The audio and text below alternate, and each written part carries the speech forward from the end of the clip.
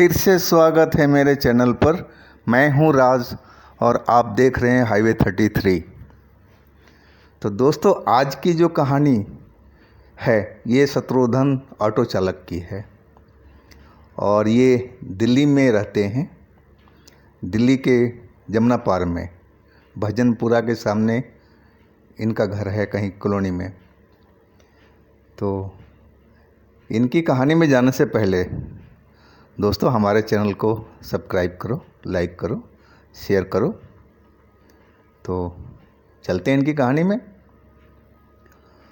दोस्तों, मैं हूँ शत्रुघ्न और मैं 3 व्हीलर चलाता हूँ, ऑटो। और इस घटना को 7 साल के आसपास ऊपर ही हो चुका है। और मूलतः मैं तो बिहार का रहने वाला हूँ, मुजफ्फरपुर का। और अभी मैं गांव से होकर आया हूँ। गांव पर हमने घर बनाना चालू किया था, तो लगभग घर का काम तो पूरा हो चुका, लेकिन फिर भी अभी कुछ पैसों की ज़रूरत थी। तो घर में अधूरा छोड़ कर के और मैं शहर आ गया है कि हमारा कमाई का साधन ऑटो ही है, मैं ऑटो चलाता हूँ। तो दिल्ली में आकर के अपने मैं काम पर लग गया। रात दिन मेहनत करने लगा मैं कि जल्दी से जल्दी पैसा जोड़ करके घर भेज सकूं। जो अधूरा काम पड़ा है हमारा घर का वो पूरा हो जाए। और मैं मेहनत करने लगा। एक रात की बात थी, मैं एक सवारी को छोड़ने पुराने दिल्ली स्टेशन गया था, जमुना पार से ही। और मैं सवारी को छोड़ करके और बाहर आ गया एक चाय की दुकान पर। उस टाइम 11:30 के आसपास बजे थे। अंदर बहुत सारे ऑटो खड़े थे, वहाँ तो हमारा नंबर ही नहीं आता। तो मैं चाय के दुकान पर चाय पीते ही इंतज़ार करने लगा कि चलो कोई ना कोई तो भूला भटका हमारे पास में आ जाएगा, क्योंकि अंदर तो उम्मीद नहीं थी। और अभी मैं चाय का 2-3 घूंट ही लिया था, तभी एक करीब 28-29 साल का एक आदमी हमारे ऑटो के पास में आया और बोला, भैया खाली हो? मैं बोला, जी हाँ हाँ बिल्कुल खाली हूँ जी, कहाँ जाएंगे? कहा, जी रोहिणी के साइड में जाना है। यानी कि बिल्कुल चलेंगे जी, तो चलो। फिर मैंने पैसे बताए, वो कुछ नहीं बोला, अब ऑटो में बैठ गया। यानी कि सवारी भाई तो ठीक है, पैसे में कोई बहस नहीं किया। और चाय में जल्दी जल्दी ख़त्म करके चाय वाले को पैसा दिया और मैं सवारी को लेके चल पड़ा। सवारी के पास में कोई सामान नहीं था और सफ़ेद शर्ट पहन रखा था और भूरे रंग का पैंट था, ऐसा मुझे लगा था बिजली की रोशनी में। शायद काला ही था, लेकिन मुझे भूरा सा लग रहा था, या भूरा था, जो भी था। इतना हम लोग ध्यान नहीं देते हैं पहनावे पर, फिर भी मुझे इतना याद था। और हम चल पड़े रोहिणी में। रोहिणी के आसपास हम पहुंच चुके थे। मैंने पूछा, जी हाँ जी, आपका घर कहाँ पर है? बोला, सीधे चलते रहो। हम उसके बताए हुए रास्ते पर चलते रहे। आगे जापानी पार्क के आगे बहुत रास्ता ख़राब था और उधर बहुत अंधेरा भी था, लेकिन रोड पर तो लाइट थी। और मैं चलता जा रहा था, आगे पानी पानी से लगे हुए थे, गड्ढा बड्ढा था। बचते बचाते मैं आगे सही रोड आ गया। फिर मैं बोला, भैया और कितना आगे जाना है? तो पीछे से कोई आवाज़ नहीं आई। मैं मुड़ कर के देखा पीछे, तो पीछे में तो कोई है ही नहीं, खाली पड़ा है ऑटो। मेरा दिमाग घूम गया, इनके कहीं भाग तो नहीं गया, ये बिना पैसा दिए हुए हैं। लेकिन चलती ऑटो में ऐसा कोई संभव नहीं था कि जो हमारी नज़रों से बच जाए। और लेकिन यहाँ तो बिल्कुल वही हो रहा था कि हमारे नज़रों के सामने से वो बंदा गायब था और मेरा सारा मेहनत बेकार चला गया। मैं एक उदास सा हो गया और मैंने ऑटो को रोका और वाकई में देखा दूर दूर तक कोई उस तरह का बंदा हमें दिखाई नहीं पड़ा, ना कोई दिखाई पड़ा। रात में सुनसान रोड था, एक आध कोई गाड़ी वाड़ी निकल जाती थी, कार वार, इसके अलावा कोई बंदा पैदल तो हमें दिखाई नहीं पड़ा। मैं परेशान सा हो गया था। मुझे लगा कि शायद मेरे साथ में ये धोखा किया है। जहाँ पर पानी वानी था हम तो स्पीड कम किए थे, शायद ये चुपके से उतर गया हो मेरे से नज़र बचा करके। सामान तो कोई था ही नहीं इसके पास में, और वही मुझे लगा कि शायद इसने मेरे साथ में धोखा किया है। मैं कर क्या सकता था? मैं अपना ऑटो अगले कट से वापस लिया और मेन रिंग रोड की तरफ जाने लगा। मैं सीधा चलता जा रहा था। दिल में डर तो था पैसे का। कितनी दूर से मैं पुरानी दिल्ली से लेकर के आया और वो इंसान रात में मेरे साथ में धोखा किया, और यही मैं सोचता चला जा रहा था। आगे एक बस स्टैंड था। मुझे लगा कि वही आदमी है जो मेरे ऑटो में बैठा हुआ था। पहनावा वही था, चेहरा वही था, यानी कि पट्टा हमारे ऑटो से कूद करके और ये बस का इंतज़ार कर रहा है कि बस स्टैंड पर खड़ा है, बैठा है बेंच पर। मैं गुस्से में आ गया, यानी कि आज इसको मैं छोड़ूंगा नहीं, आज पकड़ूंगा, बिना पैसे लिए तो मैं जाऊंगा नहीं। और उसके आगे अचानक मैंने रोड पर अपनी ऑटो रोक दी और जल्दी से उतर करके उसके साइड में बढ़ने लगा। और जैसे ही उसने मेरी तरफ देखा, उसको आँखों में अजीब सा लाइट सा लगा, और मैं एक पल के लिए मैं अपने आंखें झपकाने लगा, और दोबारा आंखें खोली तो देखा एक काला सा कुत्ता उसकी जगह बैठा हुआ है।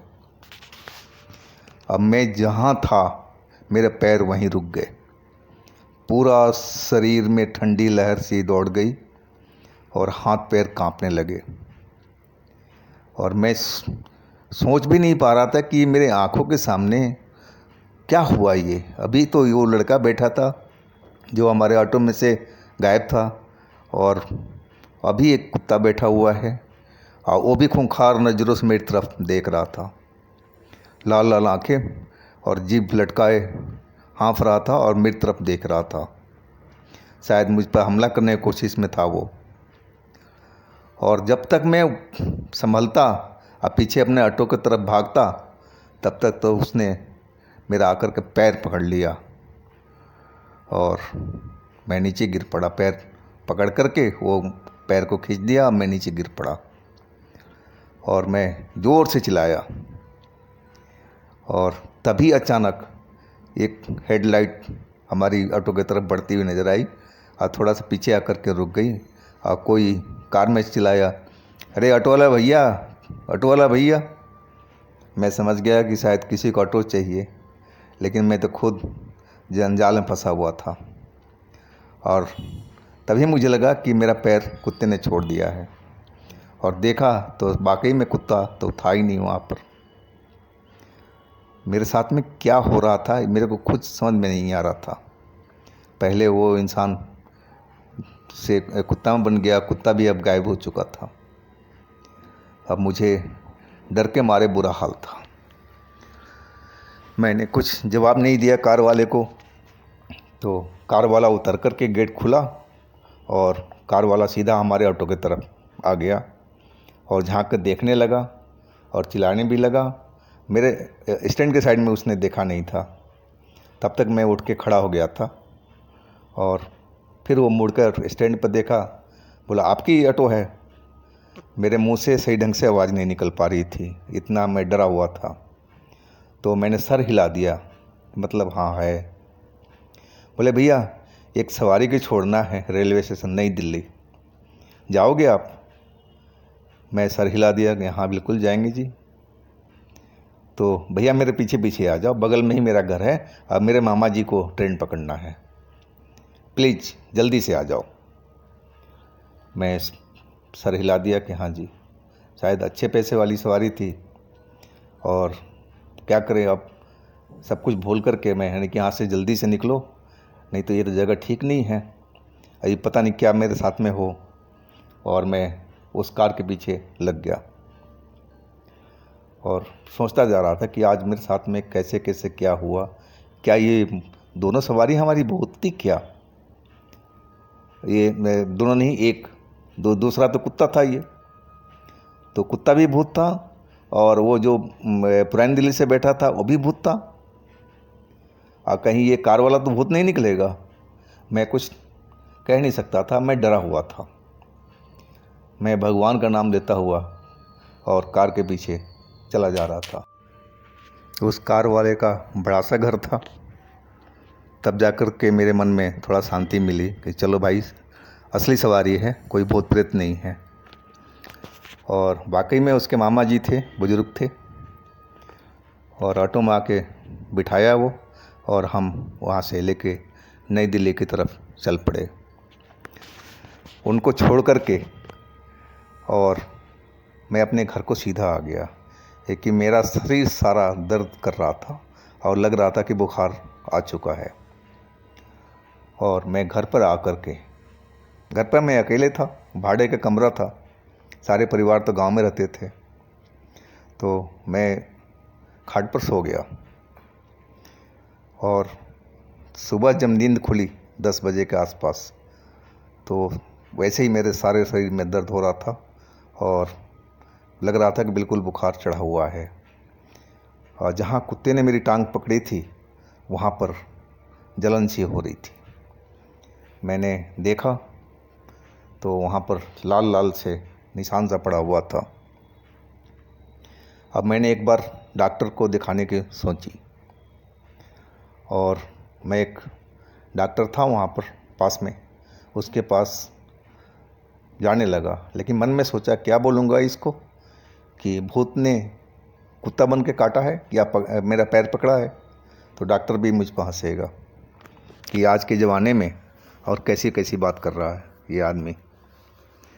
तो मैं डॉक्टर के पास ज़रूर पहुंचा, दिखाया भी और बताया भी कि देखिए एक कुत्ते ने मेरा पैर टांग पकड़ लिया था और तब से मुझे बुखार लगा हुआ है। उसने अच्छी तरह से मुआयना किया, बोला देखो जी, अंदर तो कोई घाव वाव नहीं दिख रहा है, बस लाल लाल से निशान बना हुआ है। अगर आप चाहो तो इंजेक्शन लगवा सकते हो कुत्ते काटने वाला, लेकिन हमारे पास में अवेलेबल नहीं है। आपको सरकारी वो अस्पताल में जाना पड़ेगा, या कहोगे तो हम मंगवा देंगे, महंगा है वो इंजेक्शन और इसलिए हम रखते नहीं हैं। मैंने ठीक है डॉक्टर साहब, अभी तो हमें कोई दवाई दो जो दर्द बुखार से हमारा भला हो सके। बोला हाँ वो तो मैं दे रहा हूँ, और उसने दवाई दिया, हमने पैसे दे करके चला आया। और एक बार मन में सोचा कि चल के गवर्नमेंट हॉस्पिटल में टीका लगवा लूँ मैं रेवेक्स का, लेकिन यानी कि भूत को काटने से, भूत को पकड़ने से रेवेक्स थोड़ी होता है। अपने मन में सोचा और अपने काम पर लग गया। मैं दवा खाता रहा, है कि घर पर पैसे की बहुत ज़रूरत थी और काम पर लगा रहा मैं अपना। करीब तीन दिन हो गए थे। अब शरीर मेरा बहुत एकदम सुस्त पड़ गया था। बुखार कभी चढ़ जाता, कभी कम हो जाता, उतरने का नाम नहीं ले रहा था। और मैं फिर डॉक्टर के पास में गया, उसी डॉक्टर के पास में, कि डॉक्टर साहब बुखार तो उतर ही नहीं रहा है, दवा खाता हूँ तो ठीक रहता है, इसके बाद में फिर आ जाता है धीरे धीरे करके। तो बोले कि आप अपना टेस्ट कराओ एक बार, और टेस्ट उन्होंने लिखा, आपने जाकर टेस्ट करवाया, रिपोर्ट आ गई, डॉक्टर को जाकर दिया, बोला सब कुछ तो आपका नॉर्मल है, हमें नहीं लग पा रहा है कि आपको कोई बीमारी है, से ये लो दवा हमने चेंज करके दिया हूँ और खाओ, सही हो जाओगे। इस बात को करीब 15 दिन हो चुका था। मैं वही अब धीरे धीरे इतना कमज़ोर हो चुका था कि मैं अपना ऑटो भी नहीं चला पा रहा था, और मैं अपना घर में ही बैठा हुआ था एक दिन और सोच रहा था कि हे भगवान अब मैं क्या करूं।